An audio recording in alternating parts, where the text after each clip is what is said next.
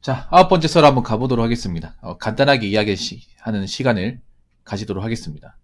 아까 제가 뭐 생계 유지에 대해서 약간 여러분들하고 이야기를 좀 나눴는데, 좀 불안한 게 그런 거예요. 제가 봤을 때. 저 자신은 불안하지 않습니다.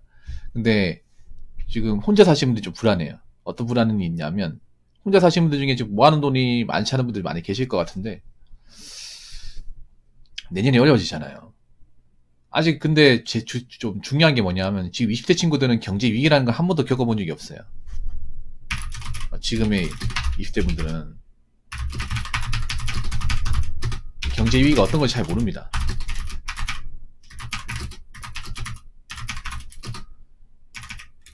한 번도 겪어본 적이 없기 때문에.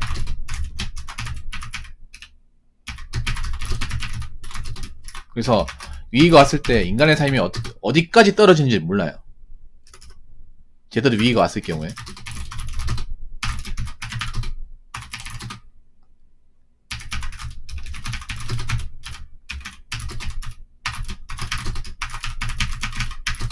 그리고 안타까운 건 뭐냐면 지금 20대 친구들 같은 경우에는 미디어의 의존도가 상당히 높아요.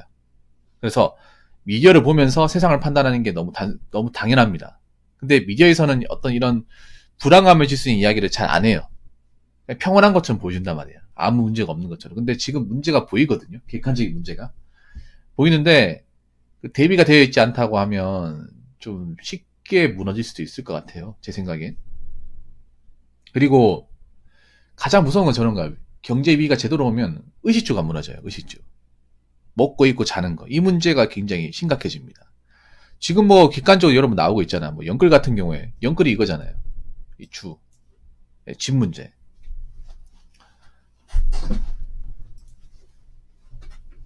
그래서 제대로 이제 위기가 터지면 과연 대처할 수 있을까라는 생각이 듭니다.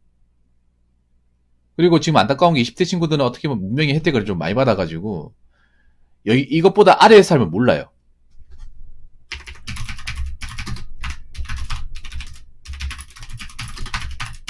이십 대나 10대 이제 제일 어린 친구 같은 경우에는 지금보다 이 아래의 삶이 어떻게 될지 가늠할 수 없어요. 경험해본 적이 없기 때문에.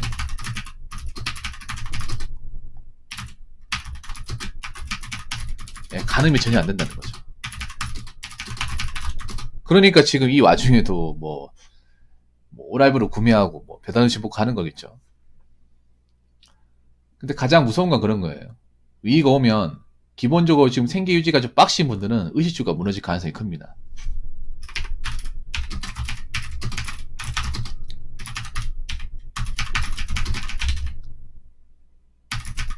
원래도 이제 생계 유지가 이제 겨우겨우 되는 분들은 의식주가 무너질 가능성이 큽니다.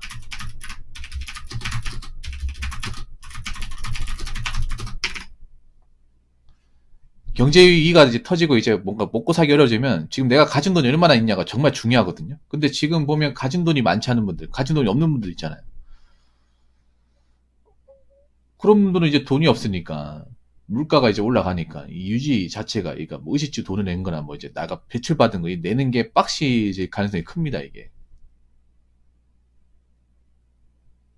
연구조 같은 경우에 대표적으로 거기에 해당이 되겠죠. 그러면 이제 집 문제도 이제 해결 못하면 나와야 되고, 그리고 이제 먹는 문제도 좀 문제가 생기고, 여러 가지 문제가 생깁니다. 특히 혼자 사시는 분들 같은 경우에도, 우리나라 같은 지금 경제 위기가 오더라도 월세는 올라갈 거예요. 물가도 올라갈 테고. 아직 물가 많이 안 올렸어요, 일부러. 국민들 걱정하게 될까봐. 안 올렸는데, 내년엔 좀 많이 올릴 것 같은데, 올라가게 되면 지금도 버거운데, 여기서 더 올리면 얼마나 버겁겠습니까? 그래서 지금부터라도 좀 내 수준을 낮추는 게 정말 중요한데 이렇게 얘기해도 안 들을 사람은 안 듣는다는 거죠. 너나 실컷 허리띠 졸라매세요라고 그냥 외치고 나 원래 사던 데 살랍니다. 나 이게 편합니다. 뭐 위기 오면 알아서 되겠죠. 이렇게 생각을 하는데 글쎄요. 그렇게 쉽지 않습니다.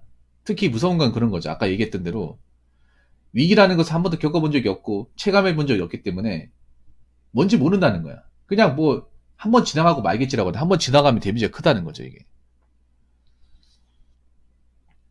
그리고 가장 무서운 건 아까 얘기했지만 기본적인 의식주가 무너지게 되면 인간의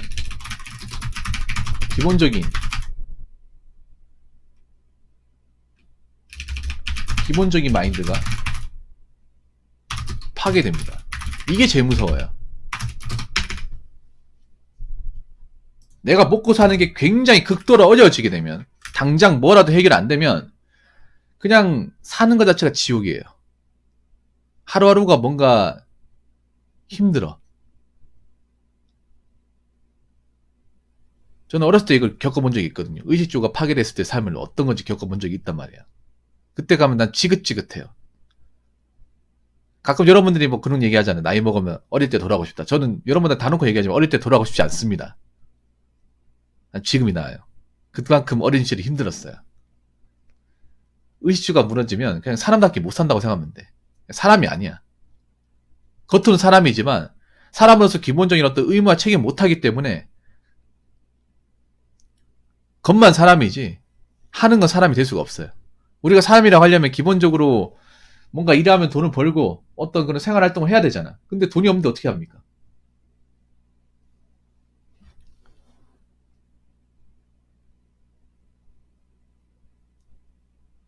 의는 어떻게 하겠지, 의는. 그동안 가지고 있는 옷이라는 게 있으니까. 소장품이라는 게 있으니까. 먹는 건 어떡하냐면 돈이 없는데. 먹는 거 해결 못하고. 그리고 집 문제도 해결 못하겠죠. 뭐 월세나 이 군가 같은 게 못한단 말이에요. 사실 의식주 중에 무너지는 건 의는 안 무너져요. 식주가 무너지는 거죠. 식주가. 그러면 내가 지금 모아놓은 돈이 없는 사람은 만약에 내가 경제 위기가 와가지고 뭐 금리가 더 올라가는데 뭐 회사에서 갑자기 뭐 사정이 어려워서 뭐 그만두게 된다 이렇게 되면 뭐 실업급여 받을 수 있겠죠. 근데 실업급여가 여러분 아시겠지만 실업급여만으로 생활이 빠듯합니다. 빠듯하고 그리고 실업급여는 또 기한이 정해져 있죠. 영구적으로 받을 수 없어요. 그리고 지금 올해 뭐 건강보험이나 이제 고용보험 올라가는 이유가 이 실업급여 원인도 큽니다. 왜냐 작년에 너무나도 많은 사람이 받았기 때문에. 작년하고 재작년에 기억나시죠 여러분? 이게 그래서 올해도 얼마나 많은 사람이 받을까 또 그것도 의문이에요. 더 많은 사람 받지 않을까? 뭐 받게 하겠지만 그것만은 생활하기 빠듯하고 그래서 이게 그런 거야. 내가 위기가 왔을 때 얼마나 내가 그동안 이제 일하면서 돈을 모아놨느냐, 여유 자금이 있느냐, 그 돈 가지고 얼마나 버틸 수 있느냐 이겁니다. 근데 평소에 버텨본 적이 없는 사람이 가지고 있는 파이가 없는 사람이 갑자기 무너지게 됐을 경우에 버틸 수 있냐는 거죠.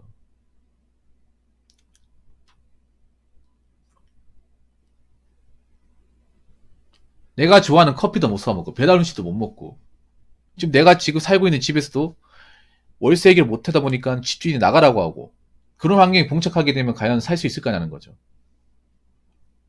너무 내가 좀 안 좋게 상황을 좀 얘기했습니다만 그런 사람들이 충분히 발생할 수 있습니다. 왜냐 그 전에 IMF 때 그랬단 말이에요. 이거 사람이 얼마나 바닥까지 추락할 수 있는지 보여줬단 말이에요. 그리고 아까 얘기했지만 이렇게 경제적 상황이 안 좋아지면 생계형 범죄가 증가합니다. 먹고 살기 위해서 불법을 저지르는 거 많아집니다. 지금도 많이 있고 뭐 기본적으로 물건 훔치는 건 기본이고 남한테 협박하거나 아니면 뭐 등쳐먹거나 이런 것도 많아집니다. 재산범죄 이건 옛날도 그렇고 지금도 그랬어요. 이건 우리나라뿐만 아니라 경제 환경이 안 좋은 도시는 다 그래요. 이 우리나라만의 문제는 아닙니다. 미국도 심해. 미국은 훨씬 더 심해. 미국은 경제 상황 안 좋아지면 그런 약탈 범죄 굉장히 많이 일어납니다. 미국 같은 경우에. 미국은 아직도 뭐 한인 사는 그런 이제 가게 같은 데 가가지고 흑인들이 뭐 이렇게 총 들고 와가지고 물을 훔치고 돈 훔치고 하는 경우 굉장히 많이 벌어져요. 미국은 이 문제가 굉장히 심각해요.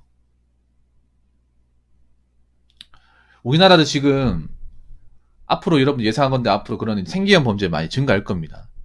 내가 돈이 없어가지고 당장 못 먹고 살아서 하면 안 되는 행동을 하는 사람들이 많아질 거예요. 그리고 이제 뜻대로 안 되니까 뭐 시비를 건다거나 술 먹고 이렇게 행패를 부린다거나 그런 사람도 많아집니다. 이거 예전에 IMF 때 그랬습니다. 경제 위기가 터졌을 때. 이성애끈으로 나아버려가지고 노숙자도 많아지고 맨날 술 먹고 싸우고 그리고 먹는 거 훔치고 뭐 좀도둑 같은 사람도 많아졌어요. 그래서 이런 기본적인 의식주가 무너지지 않으려고 노력을 많이 해야 돼. 이게 여러분 그거야 돼. 내가 항상 얘기하는 게 그런 거야. 내가 이런 생각을 한번 해보세요. 내가 바닥까지 추락하게 되었을 경우. 한 번도 바닥까지 추락해 본 적이 없죠. 근데 그럴 수 있어. 그렇게 되었을 경우 내가 어떻게 살아갈까 생각해봐. 진짜 상상하고 싶지도 않죠. 돈 없어가지고 남이 먹은 거 막 훔쳐 먹을 수도 있고 떨어진 거 주워 먹을 수도 있고 진짜 그럴 수 있어요, 여러분. 경제 어려워지잖아요, 여러분. 어떻게 되냐면 만약 배달시킨 음식이 있어. 음식 있잖아요. 그거 다 못 먹어. 그 밖에 내놔요. 그러면 그냥 수거에 갈 것 같잖아. 근데 누가 먹어? 그걸. 들고 가서 먹는다니까, 그거를. 미국 같은 게 실제로 그래요, 여러분. 그런 거지 같은 행동도 한다고, 사람들이. 정말 먹고 사는 게 어려워지면. 땅에 떨어진 것도 주워 먹는다니까. 지금은 그런 게 말도 안 되죠. 에이, 붕어 양 참, 농담도 심하게 하시네 생각하는데, 정말 어려워져봐. 정말 내 수중에 가진 게 없어 봐요. 그럼 그러고도 남아요. 일단 살고 봐야 되니까. 그럼 나한테 이렇게 얘기하는 사람이겠지. 부모님 왜 이렇게 좀 상황을 안 좋게 얘기하십니까? 하는데, 항상 사람이란 동물이 그래요. 나이를 먹을수록 최악의 상황을 염두해야 돼요. 그리고 이 최악의 상황은 어떤 사람이 염두를 해야 되냐? 당장 가지기 없는 사람들이 염두해야 돼. 가진 게 없는 사람. 내가 뭔가 벌어놓은 게 많지가 않다거나 내가 모아놓은 게 많지 않은 분들, 내가 어떤 재정적으로 충족하지 않은 분들이 최악의 상황을 생각해야 되는데, 재정적으로 뭔가 넉넉하지 않은데 최악의 상황을 생각하지 않은 분들이 진짜 많으니까 얘기하는 거야, 진짜. 재정적으로 넉넉하신 분들 사실 생각할 필요가 없어요, 여러분. 내가 먹고 사는 게 충족되고 좀 뭔가 돈을 좀 많이 모아놓고 그런 분들 사실 생각할 이유가 없습니다. 근데 그렇지 않은 분들, 뭔가 빚만 잔뜩 쌓여있고 돈을 벌어도 엉뚱한데 돈 다 써가지고 남는 게 없는 분들이 얘기하는 거예요. 그런 분들 한번 어려워지면 그럴 수 있다고. 그래서 이렇게 되면 안 된다고요. 이렇게 살면 여러분 사는 거겠냐고.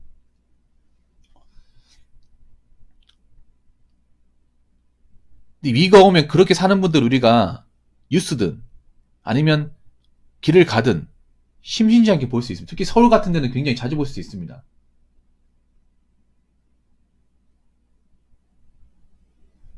내가 뭐 좋은 옷 입고 사람 만나고 하는 것도 먹고 사니까 가능한 거야. 인간구실하니까. 근데 이식주가 파기되고 뭔가 살아가는 게 어려워지면 그런 거 다 내려놓게 됩니다. 여러분들 그런 거 많이 안 봤습니까? 그 다큐멘터리 보면 MBN인가 그거 보면 이제 현장노부 특총대상 막 그런 분들 봐가 노숙자나 뭐 형편이 어려워진 분들 막 취재하잖아요. 그분들도 왜 다 그렇게 되는지 아십니까? 이유는 하나입니다. 먹고 사는 게 극도로 어려워지니까. 그거 보면 이제 명문대 나왔다거나 좋은 집 가지신 분도 있는데 한번 망하거나 아니면 경제적으로 갑자기 내려앉으면 사람의 기본적인 판단이 마비가 돼서 자기가 과거에 뭐 했는지 몰라. 힘들게 사는 거예요, 이게. 예전 같으면 내 행동을 하고 사는 겁니다. 여러분 그렇게 되면 안 되겠죠? 여기 계신 분들은 절대 그렇게 되면 안 되겠죠? 그러니까 있을 때 돈 많이 모아놔야 되고 항상 미래를 대비해야 돼요. 미래는 절대 평탄하지 않습니다. 그렇기 때문에 여기 계신 분들만큼이라도 지금 상황을 좀 냉정하게 판단하시고 뭔가 무리하게 좀 구매하시고 쓰고 하면 안 됩니다. 내가 버는 돈이 적어도 그걸 어떻게든 좀 모으셔야 돼요. 마이너스가 되면 안 됩니다. 대출 같은 거 받으시면 안 되고요. 지금 뭔가 좀 벌려놓은 게 많은데 수습이 안 되는 분들은 제가 말한 케이스가 될 수 있는 겁니다. 여러분 부디 그렇게 되지 마세요. 여러분 열심히 사셔가지고 앞으로 여러 가지 위기 상황이 와가지고 누군가 힘들어진다 하더라도 거기에 동요되지 마시고 여러분 나름대로 잘 이겨나가시기 바라겠습니다.